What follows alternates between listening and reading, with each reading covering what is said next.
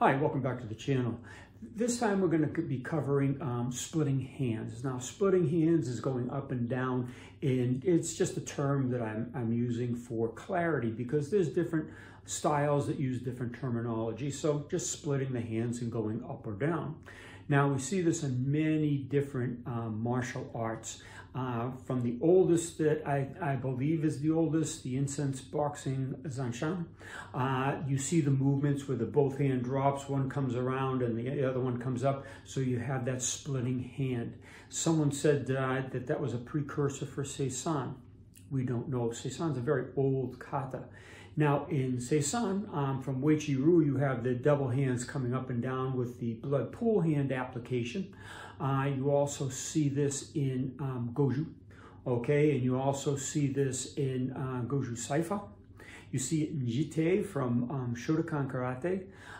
You also see it even in Tai Chi, parting the wild horse's mane. Still the same application, there's still the same possibilities to use those hands in those directional attitudes to attack the targets. Now, when you've seen the films that are going on back of me, these are some of the styles and where they're doing the hand splitting.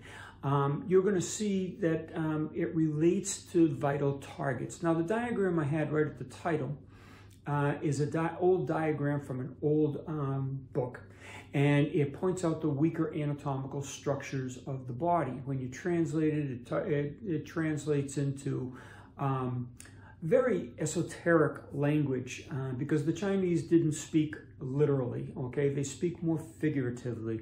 So you have to get that translation one, if it's a dialect that's actually translatable these days, because it might have been an ancient dialect, like an old Okinawan dialect that has since disappeared, and having someone that can translate it is very difficult. Or an old Chinese dialect, we can't really ascertain what the true meaning is. And again, when you do, it's a descriptor of something someone experienced or saw or likened to that experience of what this splitting hand action had done. Now, these targets, mainly, I look at them as either weapon targets, okay, because in the old days, why would you go into battle without a weapon? A spear, a sword, bow and arrow, a hammer, whatever it is. Now, we can relate it to the hand-to-hand combat. We don't carry around swords or spears anymore. We need to learn how to adapt them to our hands, and I believe that's what the katas did. You can have some katas like Nahanchi that if you had a dagger in your hand, it would work very well throughout the forms as you were going through those forms. But for the most part, when you see the open hands, you can't be holding a weapon with the open hands, so they have to be able to target the opponent's weaker anatomical structures. Now, they wouldn't have codified these weaker structures or these actions in a kata to be passed along with the style or the school or the family for generations without it having some deep or profound information in it or capability. And that's where the vital targets come into play.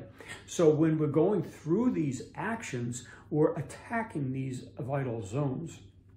Now, you see the films playing in the back of all these different styles, from Goju Saifa to Hangetsu from Shotokan, to Tai Chi, parting the wild horse's mane, to Seisan, many different styles of Seisan. We have a Rukyu, we got a Uechi, we also have a Goju. So you can see all of these forms being performed.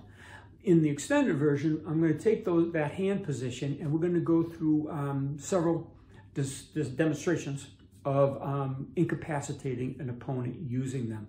And right at the end, I'm going to save one from Hangetsu. Well, there's 3 of these done in a row, like most Seisan kata and other forms.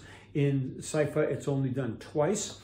and in jite, it's only done once. So there's many different levels that you could put on those, but in the Hengetsu in particular, we're going to put together a sequence, and you're going to see how it targets one target. If it didn't work, targets the next target. If it didn't work, it targets the other one. Okay, so you will see that progression all the way through, where you don't let your opponent escape.